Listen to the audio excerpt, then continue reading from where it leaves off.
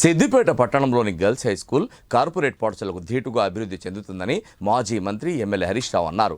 50 లక్షల రూపాయలతో computer lab ప్రారంభించారు. రాబోయేది మొత్తం కంప్యూటర్ యుగమని, విద్యార్థులందరూ కంప్యూటర్ పరిజ్ఞానం పెంపొందించుకోవాలని సూచించారు.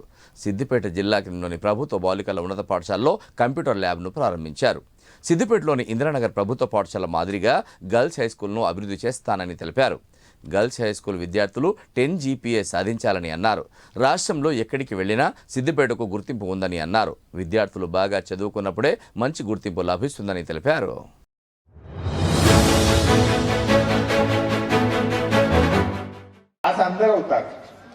అందరూ పాస్ అయితే సిద్దిపేట గర్ల్స్ హై స్కూల్కి ఒక ప్రత్యేకత ఉండాలా వద్దా?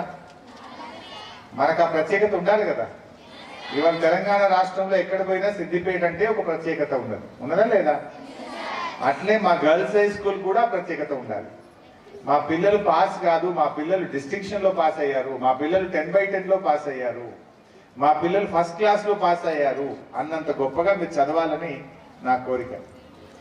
మీరు నాకు ఇచ్చే రిటర్న్ గిఫ్ట్ ఏంటి? ఎగ్జాక్ట్లీ.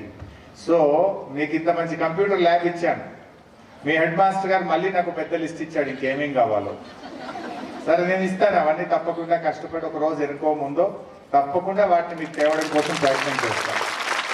ప్రొవైడెడ్ మీరు 10/10 తెస్తే ఇస్తా, 100% రిజల్ట్ తెస్తే ఇస్తా. తెస్తారు కదా? 10th పిల్లలు ఒక్కసారి చెయ్యొద్దండి.